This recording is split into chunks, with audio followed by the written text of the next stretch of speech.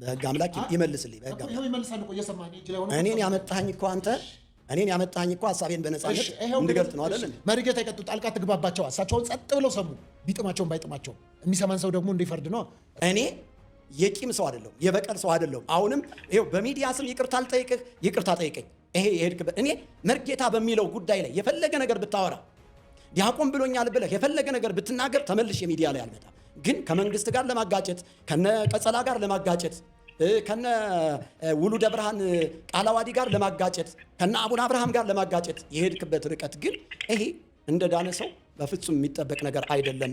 ጽጌ በእውነት ይቅርታ ጠይቅ። እኔ ይቅርታ ጠይቀኝ፣ እኔም ይቅርታ ልጠይቅ። አንተ የምህረት ሰው ከሆንክ እውነት ይሄንን ይቅርታ ጠይቅ። አለዛ ውክልና ካለ ደግሞ ንገረኝ። አቡነ አብርሃምም ወክለውሃል፣ መንግስትም ወክለውሃል፣ ሌሎችም ወክለውሃል፣ ንገረኝ በህግ አምላክ። እኔና አንተ እውነት በርቶልናል፣ ጌታን ተቀብለናል። ጌታ የኢየሱስ ክርስቶስን አዳኝነትና ሞትና ትንሣኤ ልንመሰክር ተጠርተናል ብለን እውነት ወንጌልን ይዘን የምንሰብክ ከሆነ በእኔና በአንተ መካከል ቅራኔ ሊኖር አይገባም። አሁንም ገና መጀመሪያ ነው። ይቅርታ የምትጠይቀኝ ከሆነ ይሄው በሚዲያው ስም ሁሉን ነገር አቁሜ እወጣለሁ። በቃ እድል ስጣቸው። አሁን ደግሞ ለሳቸው መርጌታ ሚስጥሩ ከዛ እሳቸው አውሩ፣ ስሜታዊ አቱንና እኔ ጋር አንጣና ያው አሁን ጨርሰናል። በህግ አምላክ ይመልስልኝ። በህግ አምላክ ይመልሳል እኮ እየሰማኸኝ እጅ ላይ ሆኖ እኔን ያመጣኸኝ እኮ አንተ እኔን ያመጣኸኝ እኮ ሐሳቤን በነፃነት እንድገልጥ ነው አይደል? መሪጌታ ይቀጡ ጣልቃ ትግባባቸው። እሳቸውን ጸጥ ብለው ሰሙ። ቢጥማቸውም ባይጥማቸው የሚሰማን ሰው ደግሞ እንዲፈርድ ነው። እሳቸው ደግሞ የሚያወሩት አንዳንዳባቸው። በቃ መሪጌታ እርሶ ይቀጡ ጣልቃ ግን እንዳገባባቸው ያዳመጥኳቸው። እሺ ቀጥሉ መሪጌታ። በተናገራቸው ነገሮች ካልተሸማቀቀና ካላፈረ እኔ ስናገር ጣልቃ መግባት የለበትም። ስለዚህ አሁንም ዝም ይበል። እኔ ነጥቦችን ይዣለሁ። በነጥቦቹ መሰረት መልስ መስጠት እችላለሁ። በቃ ይቀጥሉ። እኔ ከእሱ ሚዲያ ላይ በተናገሩ ሚዲያ ላይ ቀርቤ ስናገር እኔ አንተ ውክልና ማን ሰጠህ፣ ውክልና አለህ ወይ ብሎ ለሚናገረው ነገር መጀመሪያ ጽጌ ማለት ያልተማረ ደብተራ ነው፣ ደብተራ ደግሞ ያፈረሰ ነው፣ ተራ ዲያቆን ነው ብሎ ድብልቅልቅ ያለ ነገር የተናገረው ሚዲያ ላይ አውጣው። የተናገርኩትን ደብተራ ነው ያልኩትን ታወጣዋለህ፣ ድምፁን ታወጣዋለህ። አሁንም እንደዛ ደብተራ አላልኩም፣ አንተን ደብተራ አላልኩም። ደብተራ ብዬ ከሆነ ግን አውጣው፣ አሁን ድምፁን አውጣው። ሚዲያ እየሰማ አውጣው፣ በህግ አምላክ አውጣው። እኔ አላልኩም፣ ግን አንተ ከተናገርከው ነገር ላይ ተነስቼ ዛሬ ግን ደብተራ መሆንክን በይፋ መናገር ፈልጋለሁ። አንዲትን መምኔት አግብተህ ድንግልናዋን ወይም ደግሞ ምንኩስናዋን አስፈርሰህ ያገባ ሰው ነህ። ስለዚህ ደብተራ ልትባል ይገባሃል። አንተም አፍራሻ ልትባል ይገባሃል ከተናገርከው ንግግር። ከዛ በኋላ ስለሰማሁት ነው። አቡነ አብርሃም ራሱ እንደዚህ ነን ተጣልተናል፣ ለምን መነኩሲትን አገባ ብለው ብለሃል። ስለዚህ መነኩሴ ማግባት አፍራሻነት አይደለም? አይደለም? በምንኩስና ቅድስና ታምናለህ እንዴ? አላምንም። እኛ እኮ በቤተ ክርስቲያኒቱ አውድ ሆነን ነው እያወራን ያለ ነው አይደል እንዴ? በቤተ ክርስቲያኒቱ አውድ መሰረት ነው።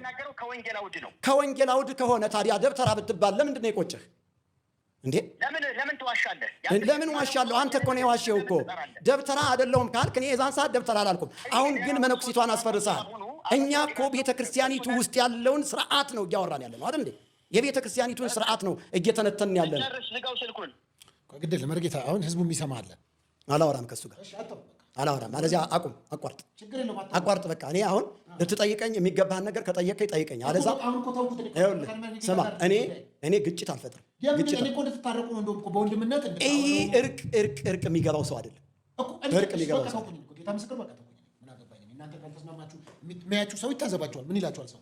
እንደ ይቅርታ ጠይቃቸውና አንቺው ታመጪው አንቺው ታሮጪ አይደለም። እኔ እንድትታረቁ በፍቅር ትልልቆች እናንተ ወንጌል ናችሁ። ነገር ከፈለክ ሚዲያ ላይ ሳይሆን አቅርበህ ማገናኘት ነበረብህ። ግን የተናገረውን ነገር ነው የማወራው። በተናገረው ነገር እነሳለሁ። ውሸት እኮ አይደለም አንተ ተናገርከው እኮ። በቃ መርጌታ እንግዲህ መርጌታ ሚስጥሩም ትንሽ ተበሳጭተዋል ባለው ነገር። ግን ዞሮ ዞሮ እኔ እናንተም እርሶም ትልቅ ሰው ነዎት። መርጌታ ሚስጥሩም ትልቅ ሰው የልጆች አባት ወንጌልን የሚያገለግል ወንጌልን ብሎ ወጥቶ ዋጋ የከፈለ ሰው ነው። እናንተ የበለጠ ተዋወቃላችሁ። ትንሽ ኢሞሽናል በሆነበት ጉዳይ ነው።